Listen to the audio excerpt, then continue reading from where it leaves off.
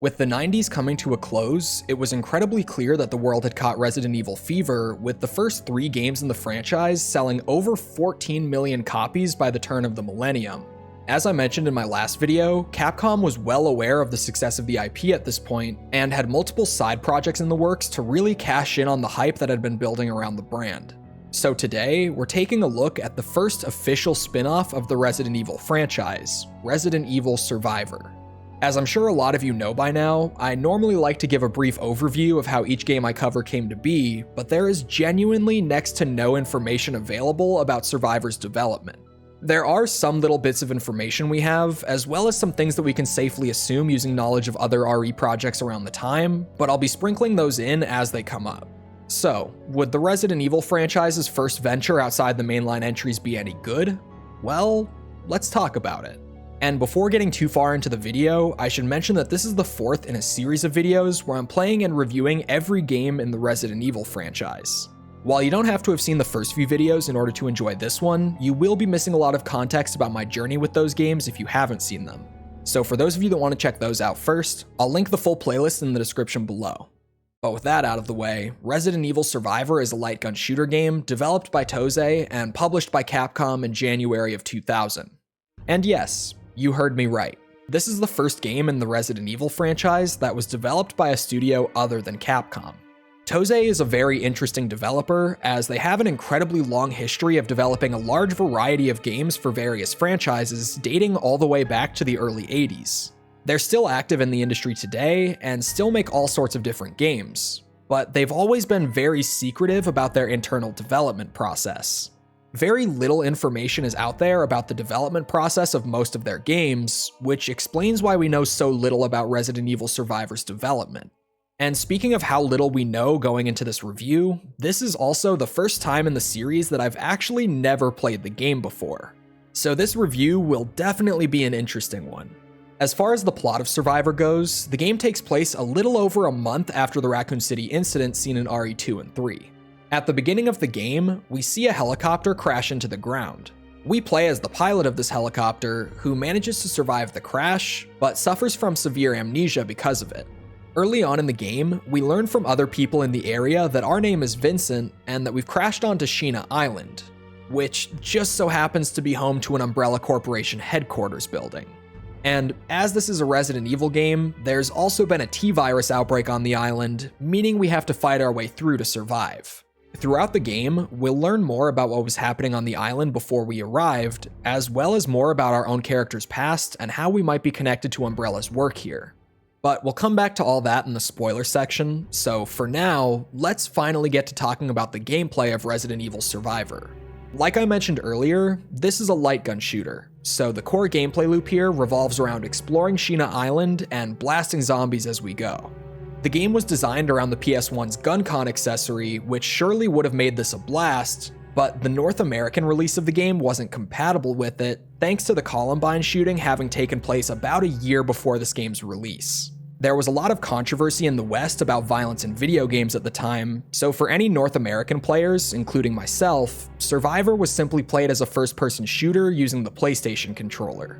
And the control scheme they went with was definitely an interesting choice. RE Survivor came out about a year before the console FPS revolution that was Halo, so the dual analog control scheme hadn't become standard for the genre just yet. Chole would instead use the series' classic tank controls, simply making the Resident Evil series' iconic controls work with the new perspective. So the D-pad works exactly how it would in any of the classic RE titles, and players still need to hold the R1 button to stop moving and start aiming, which will then put your reticle on the screen to actually aim with. I don't think that this control scheme works anywhere near as well in first person as it does in the fixed camera games, as the more limited view of the environments makes things feel a lot clunkier than before. Which is saying a lot when you're talking about a control scheme that's already clunky enough that newer players just avoid the classic era games like the plague. I'm also kind of surprised there are no buttons you can use here to strafe left or right, as that was incredibly common in tank control games of the time, and definitely would have made an FPS RE title feel a lot smoother to play. Additionally, there's no way to look up or down, which would have been perfectly fine, but there are a lot of items placed on the ground that you have to run over to pick up. This can lead to some awkward moments of you just kind of walking around in circles over a certain spot to try to grab the item, and once again, could have been made a lot smoother if the devs had actually used some of those unused buttons on the controller to add a little more functionality. Overall, the controls aren't great here, but they are a symptom of the time that Survivor was released in, so they'll get a little bit of leeway from me. One really weird way that the devs tried to make up for the clunky controls was by adding this weird aim snapping when you shoot at enemies. Whenever you land a shot on an enemy, the game will automatically move your camera to put them in the center of your screen. This can be a bit disorienting, especially when you're fighting groups of enemies and your camera is just snapping all over the place. It was definitely added in an attempt to make aiming on the controller a bit easier, and while it does when fighting one enemy at a time, I don't like the way it feels in group fights at all. And I can't believe I've gone this long without mentioning it, but Survivor is the first game in the Resident Evil franchise to ditch the pre-rendered backgrounds in favor of fully 3D environments. This is obviously because pre-rendered backgrounds couldn't have worked in a first-person shooter, and as much as I love the look of these classic RE backgrounds, the environments in Survivor honestly look pretty good a lot of the time. The game mostly sticks to small areas with a low draw distance, which allowed them to put some pretty high-quality textures and models in here. The quality of the visuals does fluctuate quite a bit, with some areas not holding up very well, but when it looks good, it looks surprisingly good. It should also be mentioned that most of the enemy models here have been pulled straight over from RE2, so the fact that they were able to keep the game running smoothly with detailed environments and high polygon models is pretty impressive. Although I have to say, while all the models they reused from RE2 still look great, Vincent's character model has to be the worst looking thing in the game. I mean, seriously, the character models in RE1 look so much better than this. And while the game does run smoothly most of the time, it also suffers from some pretty severe slowdown anytime there are a large number of enemies in the area. When this happens, it makes an already clunky feeling game feel infinitely worse, as now on top of the awkward controls and combat, you're playing in slow motion at like 10 frames per second.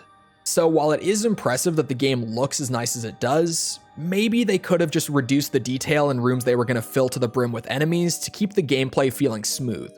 But with things like controls, visuals, and performance out of the way, what is the gameplay like? Well, it's actually a lot like the original Resident Evil trilogy in terms of structure, but with a much more action-heavy focus thanks to the light gun shooter design. You'll be slowly exploring Sheena Island, fighting your way through enemies, and slowly finding key items to continue to make progress. All the classic RE monsters that we've come to know and love are here, with lickers, hunters, and even tyrants all making appearances throughout the campaign. There are even some new enemies here like the Cleaners. These are a new intelligent bioweapon that Umbrella uses to destroy incriminating evidence of themselves, making them feel very in line with previous BOWs like the T-103 or the Nemesis. However, these similarities to the classic trilogy are very surface level. The level design is incredibly linear, with players essentially just walking in a straight line for the majority of the game. You will occasionally come across a locked door and need to go find the key for it, but you'll notice pretty early on that the keys for these doors are almost always in the room right next to them. So rather than feeling like you're exploring the island and slowly uncovering these large branching pathways, it feels much more like you're just going through a series of rooms and hallways and fighting monsters until the end of the game. This leads to some pretty rough pacing, with playing this game feeling really tedious if you play for more than like 30 minutes at a time. The pacing being this poor is almost baffling to me, as that's something that the mainline RE games have had figured out since the very first entry. It's even more confusing when you realize that all the puzzles we saw in the Resident Evil trilogy are completely absent here. These could have helped with the pacing immensely, as having literally anything in Survivor outside of just shooting monsters would have been a godsend. At the very least, the combat in Resident Evil Survivor is serviceable. I mentioned earlier that the controls can be a little awkward when playing on a controller, but getting up close and personal with all these classic RE monsters is an admittedly fun prospect for longtime fans like myself.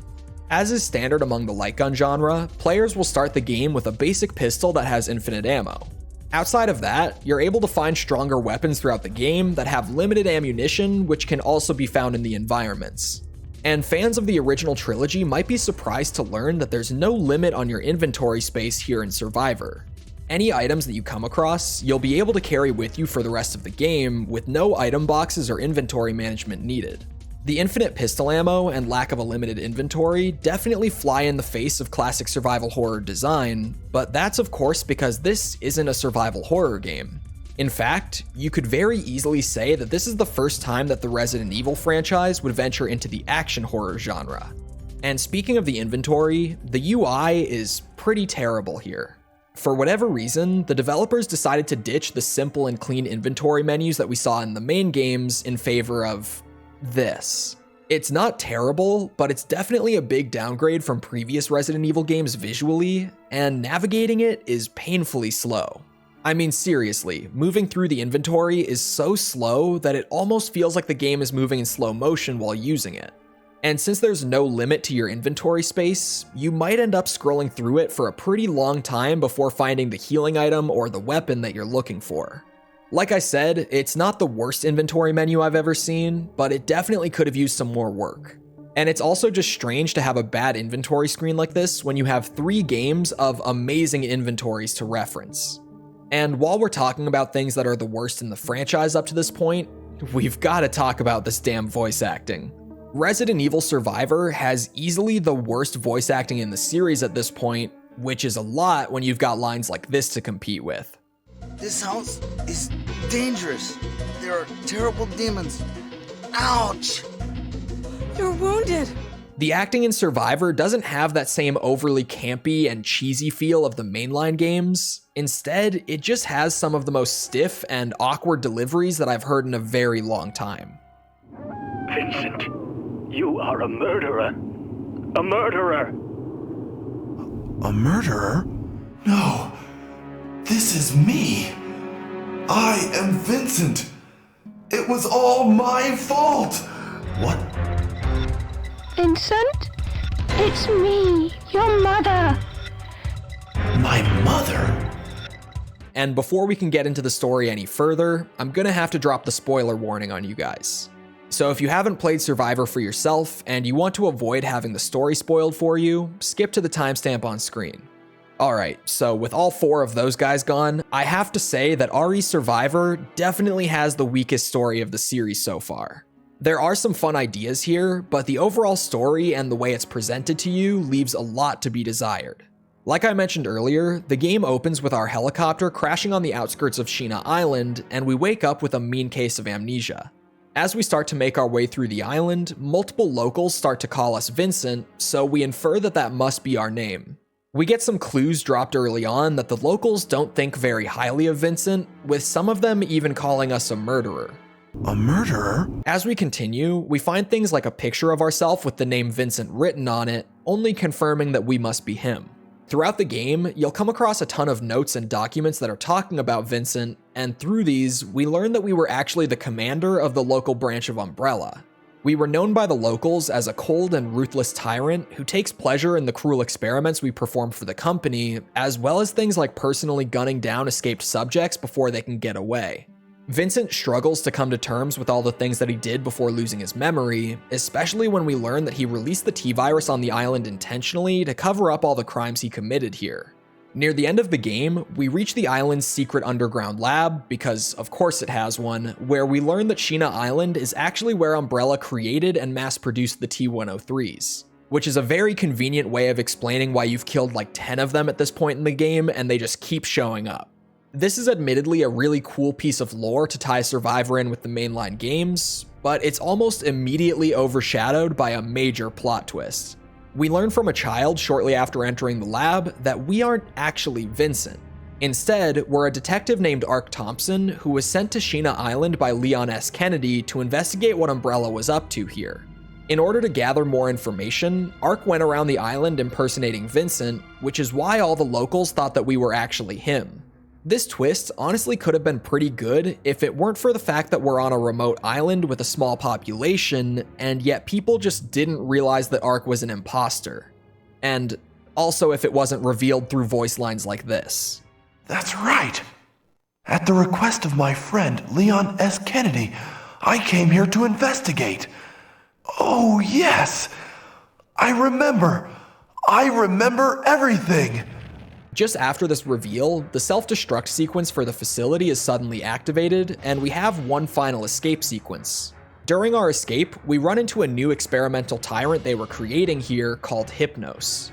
The Hypnos is actually a pretty cool looking tyrant, as Umbrella has once again managed to make the tyrants look just a little bit more human. And in classic Resident Evil fashion, the Hypnos will mutate a little bit every time you defeat him, becoming more and more monstrous across your 3 battles with him. But after killing the Hypnos and finding a helicopter to fly out of there with, we escape from Sheena Island, and that's the end of Survivor.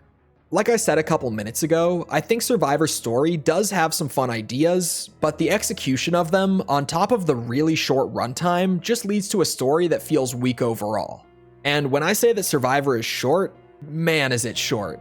My playthrough of the game for this video took about an hour and 45 minutes, and let me remind you that this is my first time ever having played the game before. To make up for this a bit, Survivor is a game with a very arcadey feel to it.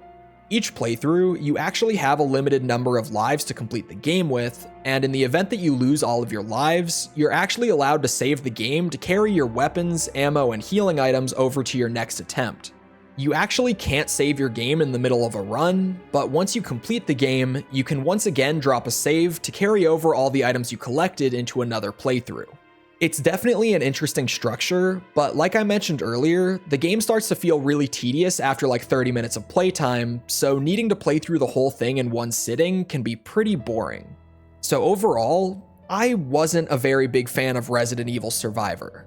I was honestly really looking forward to playing this one, as I thought the shift to the light gun genre would be pretty interesting, but I just didn't have much fun with it. Survivor certainly had a lot of potential, but it just feels like Capcom didn't give it the budget it needed, and Chole didn't give it the love it deserved. The combat is crappy, the exploration feels shallow, the story feels rushed and poorly executed, and the pacing is just awful. This is definitely one of the roughest games I've covered since I started doing these reviews, which really isn't fun to say since I try to give every game I review a fair chance and focus on the positives, but unfortunately, there just aren't very many positives to focus on here. So at the end of the day, I'm gonna have to give Resident Evil Survivor a 3.9. Hey guys, thanks for sticking around for the whole thing. If you made it this far, I'm assuming you liked what you saw, and if that's the case, feel free to check out my Patreon or my YouTube memberships. YouTube ad revenue can be pretty inconsistent at times, so fan funding like this really helps a lot with adding a nice safety net and allowing me to do what I want to do as well as what you guys enjoy, rather than just what gets the most views. So as always, a huge thank you to those of you who contribute and keep series like this running. Speaking of, if you enjoyed this video and you haven't seen my other RE videos, I'll have the playlist on screen right here. Thank you all again for watching, and I hope to see all of you right here for the next Resident Evil review.